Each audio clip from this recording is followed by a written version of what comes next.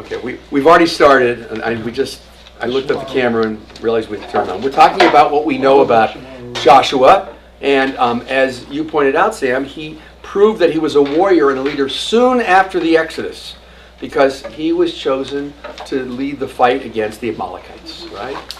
And what's so significant about the Amalekites? We just passed another holiday where the Amalekites play a very big role. What was the last holiday? Purim. Purim. I thought you were going to say Gala.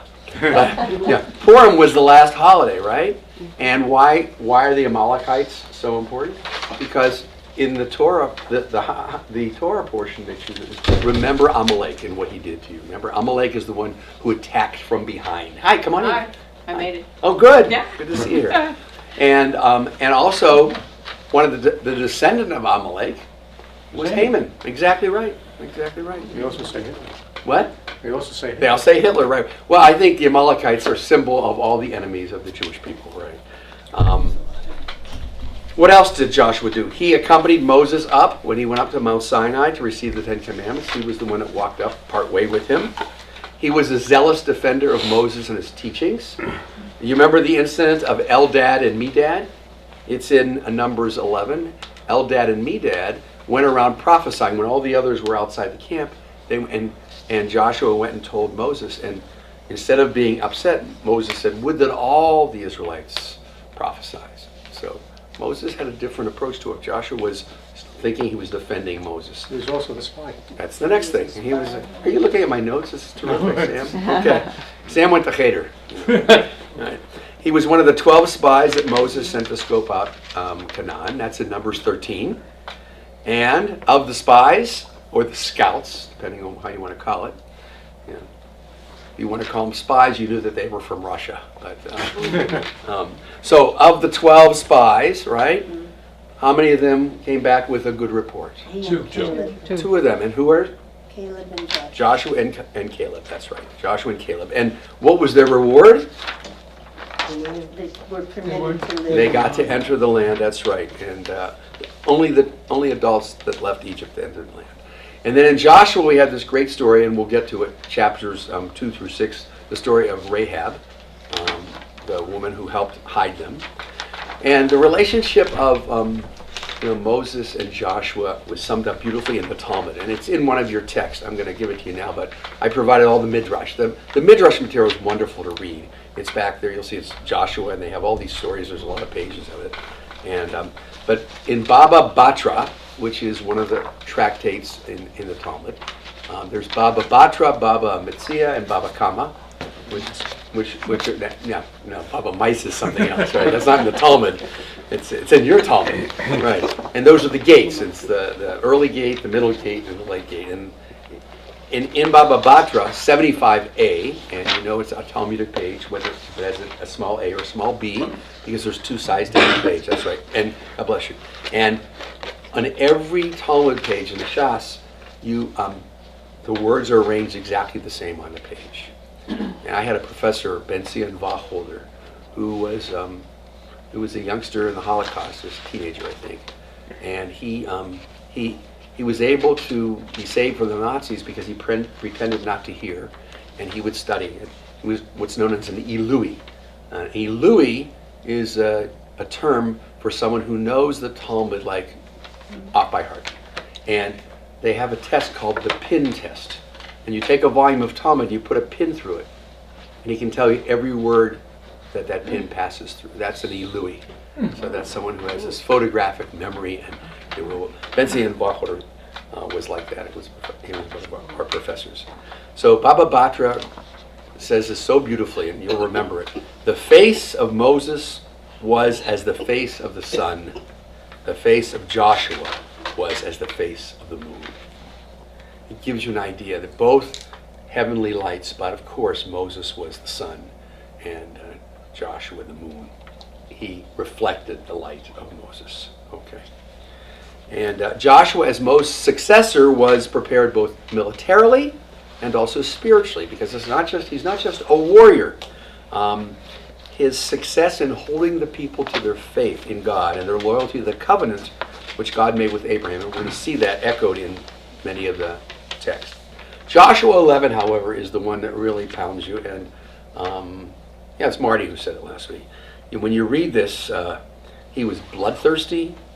He basically committed genocide, wiping them out completely. And when you're done reading Joshua, you feel really dirty. You know, he was your thug uncle. And so the question is, was he a religious leader or a conqueror? And I think the answer is both. And Of course, he started as a slave mhm, and then became a conqueror. That Mhm. might have something to yeah, do with it. yeah, could be. Could be. Changes your psyche, I'm sure. Being a slave? Sure. Mm. Yeah. Okay. So I also gave you a sheet with the parallels with Moses and some stories that are repeated over and over again. And that's to show the transfer of power, to show that he too was chosen. Remember we read the story of the Septuagint, the letter of Aristeas last week. And when, you know, this is literature, and the literature has a goal of driving home a point. And the letter of Aristeas tells us that when the Bible was translated into the Greek, that 70 or 72 scholars came up individually with exactly the same translation. A miraculous kind of story, but the point is that this gives it a certain kind of sacredness, a certain kind of holiness. And the same thing, the transfer of power to Joshua. It's a hard thing to do when you go from one leader to another, especially a leader who is as great as Moses, to go to someone like Joshua. How hard it must have been for both of them, and we're going to get to that in a second. But you know, God tells Joshua, we read it last week, that he will be with him just as he was with Moses. Remember that? That was one of the things. And we're going to have, you know, Moses gives the Torah, and for Joshua the Torah becomes something that leads the people. They carry it across the river. The story of Reuben and Gad and half of Manasseh, that's the last action in 29:7 of Deuteronomy, when Moses tells them the 2.5 tribes come to him and say, look, you know, we're shepherds, and this land over here on the other side of the Jordan is really great land. So we'd rather not inherit land on the other side. We'd love to have our land over here. And Moses says, yeah, but you still have to accompany us and fight to take the land. They said, oh, we're not going to get out of that. We'll do that, but then we want to have this land, and we just want to clear that up. So it ends up benefiting everyone. Well, the same thing is done in the beginning of Joshua, which we're going to get to probably tonight. And someone asked last week, what's this half tribe of Manasseh? But it's not half a tribe of Manasseh. Half of Manasseh was on one side and half of Manasseh was on the other side. The scouts and Rahab is sending the scouts. Joshua does the same thing. He sends scouts too. Moses crosses the Red Sea. Joshua crosses the Jordan River. It's a very similar account. There's the 12 tribes, and then there's the Mount Gerizim and Ebal is another part of it. And just like Moses' speeches in Deuteronomy are his farewell speeches, the end of Joshua, which we're not going to get to, I can tell you that, but I hope that you will continue to read and study, and maybe you'll have another teacher take you through the rest of Joshua. Rabbi, Yes? are you referring to this? Yeah, that's a good article to read, exactly. That's a great article. But I also gave you a sheet that lists the quotations. I'll see if I can find it. Okay. From both Joshua and from the Torah. And one of them are the quotes about, here, parallel text right here. This is a great thing. If you want to just sit down with a Tanakh, and you can open up one side and the other, you'll see I have the Joshua side on the left, and then the Moses side on the right. These are all really strong parallels of activity. And that's a lot. It just shows that, you know, it's a sequel. The Jordan It's a stops sequel. flowing. What? The Jordan stops flowing. The Jordan? Yeah, it's the same thing. Did God talk to Josh? Well, God talks to Joshua in the very beginning. Yeah. Yeah, exactly. He talks to Moses too. So there are those parallels. He doesn't see them though. He doesn't see his behind him. Okay. So, but it's important to have this divine element if he's going to be the legitimate successor. So Moses is, and here's a question I'm going to ask, and we're going to share in the room and see what you have to say.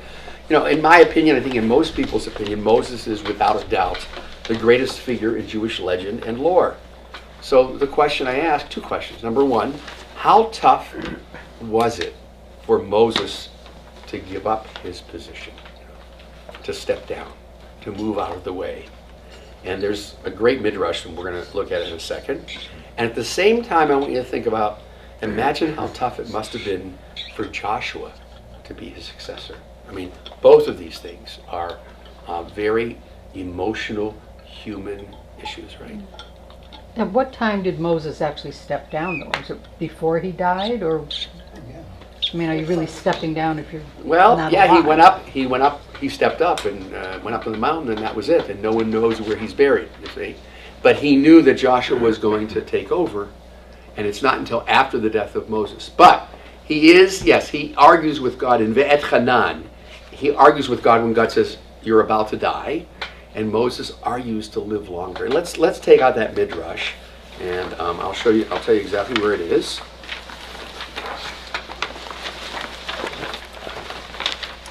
Didn't it say in the Torah that Moses wasn't actually physically ready to die? That's correct. So you kind of wonder What happened? right? Well, that's right. It's left. The question is left in the text, and one of the things that midrash does is it fills in the gaps of these questions that you wonder. Because the rabbis, when they read this text, they had the same questions that we have.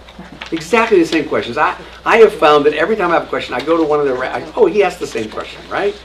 That reminds me of a wonderful story. So there's this rabbis do this. These stories come up, right? The older you are, the more there are stories. So this guy comes to see his rabbi, and he says, Rabbi, I'm building a house. So tell me, is there a Jewish way to build a house? And I said, of course there is. He says, so let's check it out. So the rabbi pulls out a tract of Talmud. He says, okay, here's a part of the Talmud talks about how do you build a house the Jewish way. The guy says, okay, so tell me. He says, well, you better write this down because it's a long process. He takes out pencil and paper. He says, okay, first you do this, and he goes through and it takes about a half an hour. He gives them every single instruction. First you take this board and you do that. And then he says, okay, now here's the last couple steps. And when you're all done, it's all set, you take this last nail and you hammer it in. And the guy says, okay, I got it. He says, you go and you tell me how it works out. So the guy goes and it takes him about a year. And he's following all the instructions, going along, and it's looking really good, and he gets that last step. And he takes the nail, and he hammers it in, and the house falls down. So he goes back to the rabbi. He says, Rabbi, there must be some mistake. He says, I follow the directions just as you gave them to me. And when I got to the end of the process, I hit that last nail, and the house fell down. Rabbi said, well, you must have written them down wrong, because it's the Talmud, So you probably didn't get it right. Let's do it again. He says, all right. So he goes through the whole thing again. He writes them all down. He says, Rabbi, this looks exactly the same as what you told me before. You go try it again. So it goes, and this time doesn't take him a whole year because he knows what he's doing. About 6 months later, he comes back to the rabbi. He says, Rabbi, the same thing happened. I got it done, boom, boom, boom. I hit the nail into the wood, and the whole thing fell down. Rabbi says, okay, let's go through this, and let's figure this out. He says, all right. He says, you know what? Let's see what Rashi has to say about this. Because when you read text, you read Rashi. And the rabbi looks over, he's reading Rashi on this. Oh! And the guy says, what? He says, Rashi had the same problem. So, they have the same problems, they have the same issues, they have the same questions when we look at the text. It's always good to look at these texts. So let's look at this midrash. Devarim Rabbah, it's on the second page of this thing. It says Moses and Joshua. It says source sheet by Deborah Schoenfeld. Okay? And this comes from Sefaria. By the way, if you're not familiar with Sefaria, Sefaria, it's an online site.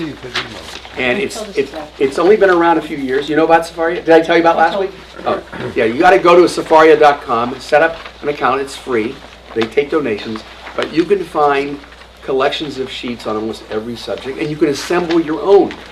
And you can go through to Talmud and Midrash and Torah and Rashi and all the commentaries, and you can click and paste into a sheet, a document. And yeah, I'm doing it right now for a study session I'm doing next Tuesday morning with some friends. So okay, let's look at Devarim Rabbah 9:9. And by the way, Devarim Rabbah is the great Midrash. Rabbah means great. There's Midrash Rabbah, which is there's Genesis, Bereshit Rabbah. What are you looking for? Oh, the sheet? Do you not have your sheets? I left it in the car. Would you sit next to her and share? Sure. Okay, that would be great. Where are we? We're on the second page of this. This collection says, it says Moses and Joshua, and it's the second page at the bottom. Devarim is Deuteronomy.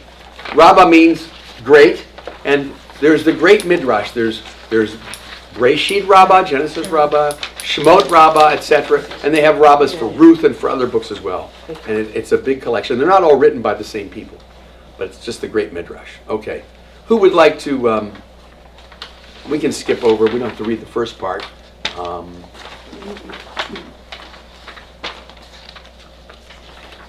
Yeah, let's start. Let's read the whole thing. So, who would like to read? Someone else. Save my voice. I'll read. Okay. Another opinion, the rabbis taught, and Moses knew that he was about to die on that day. What did he do? Rabbi Yanai Yeah. said he wrote 13 Torah scrolls, 12 for the 12 tribes, and 1 to leave in the ark.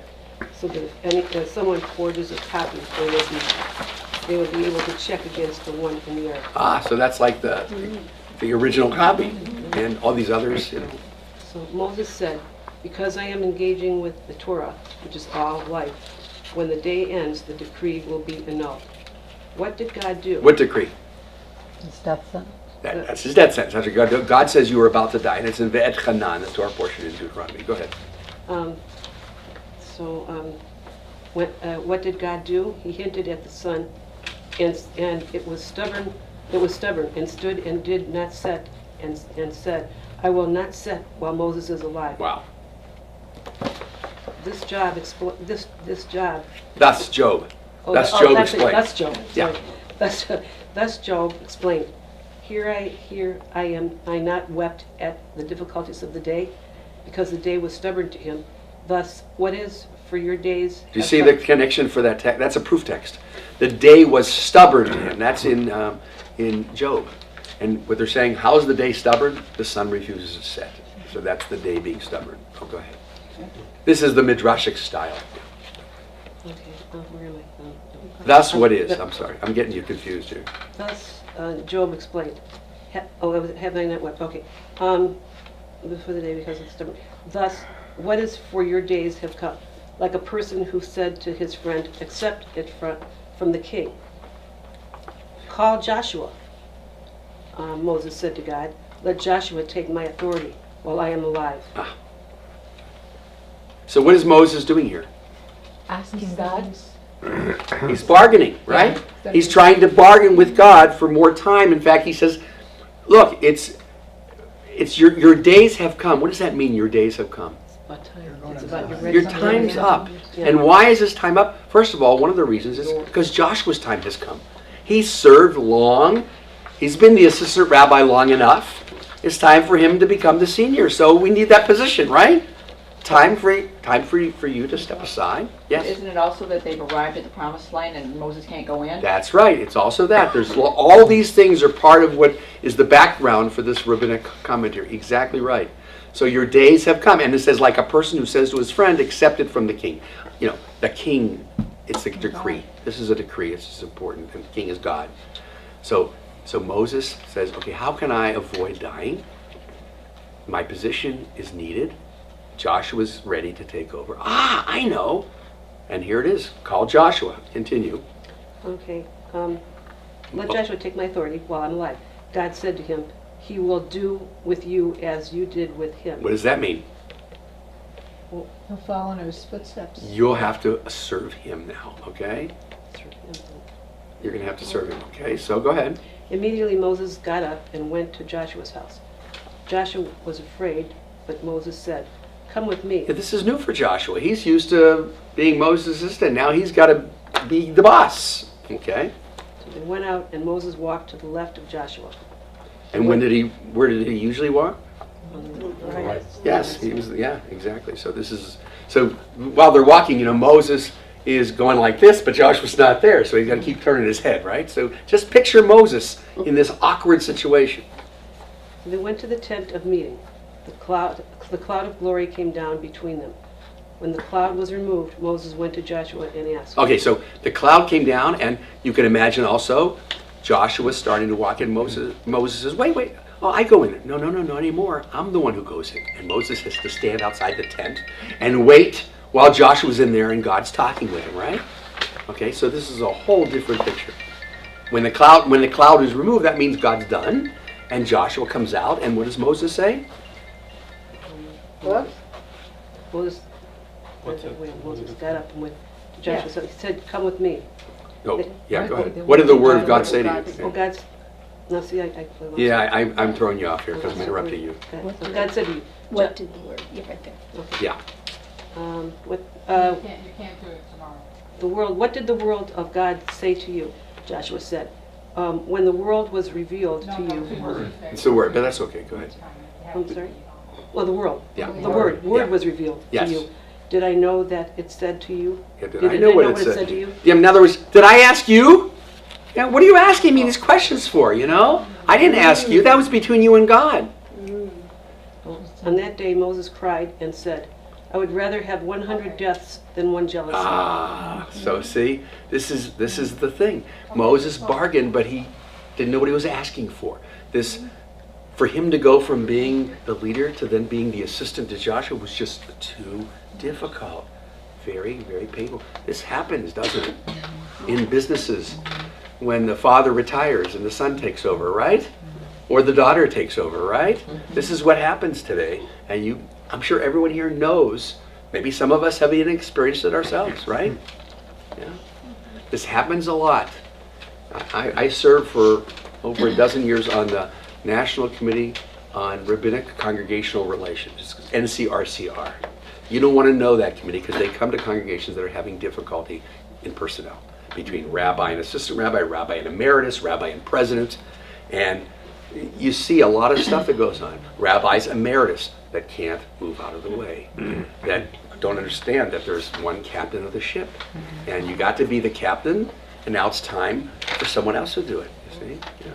Why do you think one of the reasons I like to spend a lot of time down here? No, really, Do you have a retirement age? What's that? Do you rabbis have a retirement age? No, it's different everywhere. Yeah, it used to be older. Yeah. Okay, whatever that is. No, I it don't used, know about no. that. Rabbis used to sometimes retire in their 80s. You know, they worked and worked Right, and worked. I was yeah. wondering if it was a I'd say lifetime job. I can tell you that in my class, most of us have retired now. We're like late 60s. I retired 65, 66, and that's when most of my classmates retired. And we came up with the ideas independently. We didn't talk, say, okay, it's time for all of us to retire. Every one of us sort of came up on our own. And I think it's the world in which we live now, you know. And when you're a rabbi, you know, you do funerals of people younger than you. And, you know, these bells go off. And you say, Yes. Okay, what am I going to, you know, work my whole life? Or am I going to, now, you rabbis still do work their whole life. I'm here, right? But we work in different kind of ways, and it's much more comfortable. And, that's And you good. want to take time for yourself. You want to take time for yourself, exactly right, and your family, you know, which sometimes your family suffers. Yeah. All right, but this is great because Moses can't do this. Even Moses, this great Moses, he can't live with this sense of jealousy, right? Yes. And Solomon interpreted this: love is as strong as death, jealousy as hard as the grave. This is the love with which Moses loved Joshua, and the jealousy that Moses had of Joshua. This is very moving. It's very moving about, you know, someone's mortality and someone reaching certain ages and not being able to do the things that we did before. This is something that you know, a lot of us experience in different ways, and we see it, if not ourselves, in other family members. But this is just a story. What's that? Yeah, it's a story. It's a story of life. That's right. No, but I mean, it may have no bearing on what actually happened. Well, oh yeah, but see, that's the point. I mean, if we look at the Torah as being sort of, you know, journalistic fact, I think we miss these powerful lessons That's that to take are. Harvey's position here. Yeah, I know. That's That's right. independent. Yeah, that's right. Harvey's not here tonight. Right. Okay. That's right. So, yeah, that's right. That's why I called on you to read first. Yeah. What was the age difference? Between Moses and Joshua. Yeah, that's a good question. I don't know. Moses was 120 when he died. Right. Yeah. I don't. Joshua died, he was 110, right? Yeah, but Yeah. he didn't die yet. So Right, this he is. goes No, a long Yes, time. but he dies a little bit younger. That's right. Yeah, and you look at those ages. I mean, these ages also are not literal. Right. Sir? I found a site where it said he became leader at 85. 85. Okay, that makes That's sense. just like, I mean, who knows the year, how they calculate. That's right. What do years mean? They mean different things. That's So it right. was about 20 when they left Egypt. I'm really 20 and I just Well- calculate it differently. Well, 20 years was seen as a generation, let's say. So someone lived to be 60, it was 3 generations, and whatever. 40 years in the wilderness. The numbers have very powerful significance. Okay, so that story is just a great story about not just the death of Moses, it's about facing our mortality. And but imagine how hard it was for Moses to give up that position for 40 years. Are there Yes. other interpretations besides that? About About how Moses died? yeah, this is the one I find most personal and appealing. People, you can have candy. I'm kind of surprised because it's quite a dichotomy because he was such a reluctant, he didn't want to be the, no, don't ask me, I don't speak well. That's a sign of many prophets. In fact, Sheldon Blank wrote a book about the prophets, and in that book, that's part of the sort of the paradigm of being a prophet. You're called, you're reluctant. I mean, other prophets like Jeremiah was like that too, and finally God gets you. Jonah, look at Jonah. Jonah's called, he runs away, right? And he still has to do his job at the end. So there's that reluctant prophet. You always have to start out by saying, I am not worthy. Yeah. Right. Or, I will not be a candidate. Right? If you choose me a candidate, I will not run. If I run and win, I will not serve. Right? No. Right, of And course. when people retire, there's always a gap. What am I going to do next? I want to retire, but now what? Well, that's why before you retire, you start planning that. You develop Then you your take hobbies. the class in Joshua. Yeah, well, No, I bought a scroll show. yeah, well, I've been coming down here for many years, and Torah class I've been teaching for 4 or 5 years now. Steve has asked me at different times, not every week, but time to time. It starts to give you an idea of the kinds of things you want to do, and writing or things like that. I mean, but you gotta have a hobby, or else you'll drive your spouse crazy. Right? Yeah, because when you retire, that really changes the whole balance, right? Well, you take You're a not job leaving that in the morning to go to work, right? you take a job that you really like to do rather than that you have to do. That's true.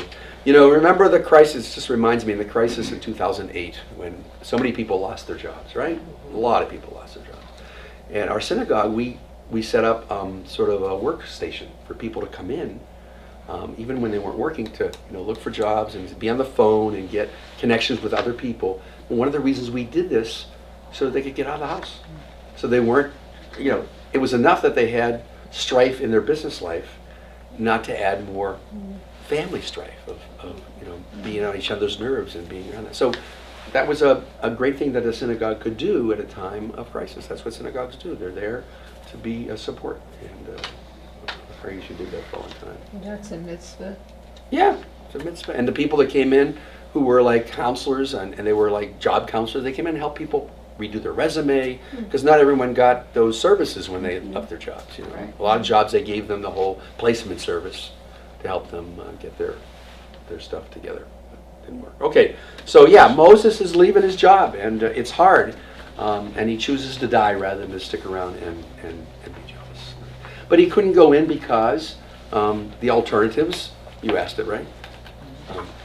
He couldn't go in because he had taken life. He had killed the Egyptian taskmaster, God bless you, even though it was for good purpose. He also couldn't go in because he had not paid attention when God said, talk to the rock.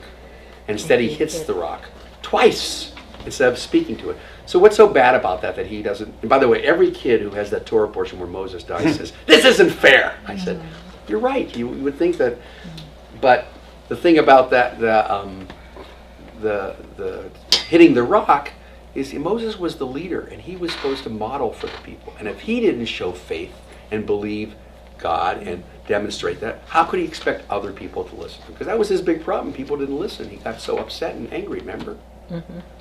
I told you the story last week about when he went up on the mountain. Did I? No, I didn't tell you this. He goes up on the mountain, and he says to God, God, I'm tired of this job. I don't want it anymore. He said, what do you mean you don't want it anymore? He says, these people, they complain, they kvetch, I go left, they want to go right, I go forward, they want to go backwards. I say up, they say down. This is terrible, God. They give me a headache each and every day. And God's, all of a sudden there's thunder and lightning. God says, here, take these 2 tablets and call me in the morning. That's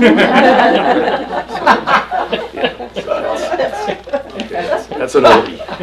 That's an oldie. Okay, so now, the other side of the question is how tough it is for Joshua to be a successor. And this is what we see him trying to be like Moses, right? He tries to be like Moses with these same and similar acts of repetition.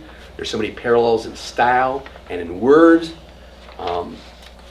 And this is partly his downfall. Because, every human being is created to be who they are and not to be like others. You know the Zusia story, don't you? Rabbi Zusia? Rabbi Zusia was this great Hasidic leader, and he had all these disciples. And he was on his deathbed. And one of his disciples, they're gathered around his bed, and one disciple says to him, Rabbi Zusia, you're trembling, you're shaking. And he says, yes, I am afraid. And his disciple says, are you afraid that you're going to get up to the Olam Haba and the Kadosh Baruch Hu is going to say, Zusia, why were you not more like Moses? And Zusia says, no, I'm not afraid of that. Another student says, Zusia, are you afraid then when you get up before a Kadosh Baruch Hu, that God's going to say, Zusia, why are you not more like Abraham? Zusia shakes his head and says, no, I'm not afraid of it. And they go run, and they're all saying it, and finally they say, well, Zusia, what are you afraid of? And Zusia says, I'm afraid that when I get up before a Kadosh Baruch Hu, he's going to say, Zusia, why were you not more like Zusia? And this is, I think, inherent in this story. When we see all this repeating stuff, Joshua, in a sense, the writer tries to make him just like him. But this teaches us that you have to be yourself, right?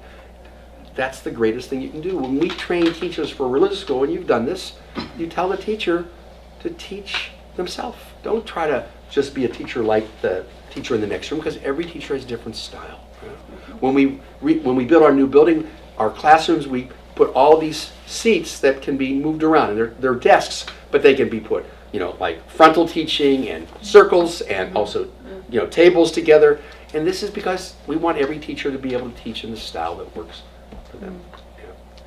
When we were in rabbinical school, I shouldn't take, but I will tell you, one of our teachers, we asked him, we said, no, do you have any advice for us, about how to be the best rabbi can be? He says, yes. He says, and there were only men in our class. He says, yes, gentlemen. He says, just remember, be yourself. However, if you're a schmuck, be someone else. So the point is, you have to be yourself. And that's what? I didn't want the camera to get me on that one. Oh, okay. All right, I'll tell them afterwards. I'll save that one for you later, okay? I'll tell you that story later, I promise. No, I think I heard it. Okay, good. Okay. Very good. Okay. All right, so before we get to the text, I also, as you know, I love New Testament, and this can't read this without thinking of the parallels here, because there's another succession as well, especially in the book of Matthew. How many people have read New Testament? Oh, good. Okay, so you're familiar with it. But in the New Testament, at the end of the four Gospels, you have the book of Acts. And that picks up right where Luke leaves off. So it's almost like Joshua picks off right where Deuteronomy leaves off. Even though Luke isn't the last Gospel, it's the last of the Synoptics, Matthew, Mark, Luke, and John, right. But John is a whole different Gospel than the other three. And there's lots of successions there. And in Matthew pictures Jesus as the new Moses. It's throughout the book. First of all, the book of Matthew has 5 parts to it, like the Pentateuch. By the way, Joshua has 5 parts to it too, like the Torah. And in Matthew, he wants to show that Jesus is the successor to Moses, because he wants to draw on the authority of the Old Testament for the New Testament. He wants to attract Jews. Matthew is written specifically to attract Jews. It has more of the proof texts from the Old Testament than any of the other Gospels. And he especially does this in one scene called the Transfiguration. This is when Jesus goes up on the mountain, and he's standing on the mountain, and he is then sort of turned into this God, and on his left side is Moses, and his right side is Elijah, or the opposite. But Moses and Elijah are next to him. Why are Moses and Elijah? They're dead, but that doesn't matter. Just like in the Jewish Bible, ein mukdam ve'ein muchar, there's no early, there's no late. You can have different characters appear. He has Moses standing next to him, and Elijah standing next to him. And that is specifically for this whole idea of transition, of passing down authority. This is the Old Testament. Moses representing the 5 books of Moses.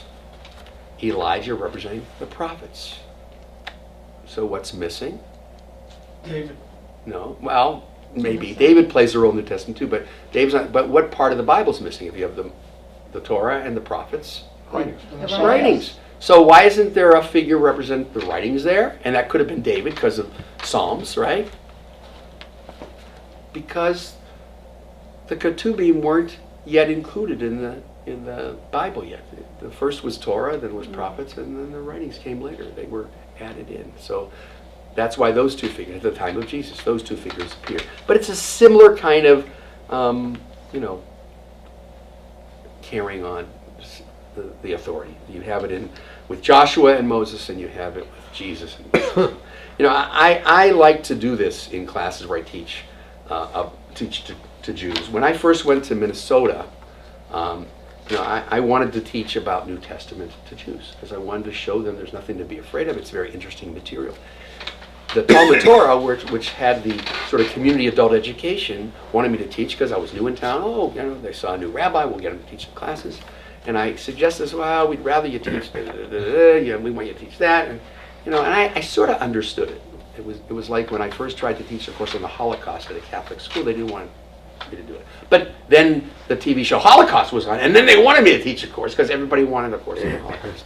So the Talmud Torah didn't want, but as I taught there, I talked to some of my students and said, how would you like a course on the New Testament? Oh, we'd love that. We'd love to study it. We'd feel comfortable studying with a rabbi. So eventually I taught it, and it became the most populated course that I taught there because people were interested in it. And I also like to teach it because, we're not living in a ghetto. We live among lots of Christians. It's important for us to show some interest in their holy text, just as we're always trying to teach them about Judaism because, of course, Christianity grew out of Judaism. Judaism didn't grow out of Christianity. So in one way, Christianity needs Judaism in a different way than Judaism needs Christianity. I think it's out of respect and a sensitivity to other people's perspective. And I'm going to leave you with one more story before we get to the text because this is one of my favorite stories. It's about a shepherd. A shepherd, I'm going to read it to you because I want to get it. It's a little long, but it's worth it. A shepherd once pastured her sheep. I like this story because it's her, in a field outside the city. She did not know how to read or write, and she did not know any prayers.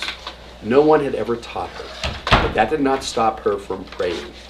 The shepherd loved God so much that she simply made up her own prayers out of whatever thoughts came to mind. This is how she prayed. God, if you had sheep, I would take care of them as if they were my own. And I would charge you only half of what I charge everybody else. And if you didn't have any money, I would take care of them for free. That's how much I love you. And at other times she would pray, God, if you were hungry and I had tomatoes, I would give you half my tomatoes. And if you were still hungry, I would give you all of them. That's how much I love you. The shepherd girl would go on like this day or night, shouting out her prayers as her heart moved her. One day a very wise man passed by the field on his way to services for Yom Kippur. He overheard the little girl saying her prayers. God, if it was raining and you didn't have a hat, I'd lend you mine. And if my hat wasn't big enough to keep you dry, I'd lend you my raincoat. And if that wasn't enough, I'd stand over you myself and let the rain fall on me. That's how much I love you. This is stupid, the scholar scolded the shepherd. Do you think the God who made heavens and earth needs you to keep dry? The little girl did not know what to say. Please forgive me. I meant no harm. I was only saying my prayers. The wise man gave the little girl a long lecture about real prayers, important prayers, where they came from and what they meant, and the right way to say them. Now pray properly, he said, or don't pray at all, he said to the little shepherd girl, and he walked away. Now the shepherd girl was very sad. She did not understand a word the wise man had said in his long, long lecture about prayer, and she could not remember any of the important prayers that the man had taught her. So she stopped praying altogether. That night the wise man had a dream. In it, he was carried off to heaven. Angels were everywhere, but they were all racing around looking very nervous and upset. What's the matter? Said the wise man. God is very sad, said the angels. God says there is something missing in the world. I wonder what it is, the wise man thought. Just then the chief angel announced time for evening prayers. All the angels came together. The first angel stood up and said, if you had sheep, God, I would take care of them as if they were my own. And I would charge you only half of what I charge everybody else for looking at them. And if you didn't have any money, etc. Second angel said, God, if you were hungry, I had tomatoes, etc. Third angel said, God, if it was raining, you didn't have that, so on. Oh no, cried the wise man. Your prayers are the prayers of the little shepherd girl. And I told her that they were silly. She was praying the prayers of heaven, and I did not know it. The wise man woke up. The next morning, the day of Yom Kippur, he ran back to find the little girl. The hosts of heaven pray just like you, he said. They pray with a pure heart, just like you. This is the way we should always say our prayers. Always. Now I realize that when a person prays from the heart and speaks words of love and truth, that is a true prayer. You mean I can pray the way I used to? Please, please do. And please let me say them with you. And the two of them raised their voice to heaven and said, God, if you were hungry, and we had tomatoes. And all the angels in heaven added, and that's how much we love you. And God was very happy because at that moment, nothing was missing in creation. So to me, this is why I think it's important for us to speak with other people. And when I teach, I don't try to proselytize. And even in Jewish audiences, last week I told you that I don't take the text literally because I believe the truth is beneath the literal meaning. But that doesn't mean that I think that people who take it literally should stop taking it literally, if that's what's meaningful for them. But I just want to present another point of view, another perspective. Okay? So, great story. Isn't that a wonderful story? Yeah. It's a story that really humbles you and makes you question, how right are you and how careful you must be when you teach. Yeah. Okay, so let's go back to Joshua now. We're on Joshua 1. Oh, there was another similarity. Ish. What's that? The Ish. Oh, Ish. Man. They call him Ish and they called Moses. And then it was God, who was actually the Doesn't sound like messenger. music. Good. Good. Okay. All right. So we're on. Didn't we get to verse 5? Yeah, we finished 5. Okay. So let's start with verse 6. What time is it? Oh, we should take a break, right? Yeah. Let's take. This is about the same time we finished up the introduction last time.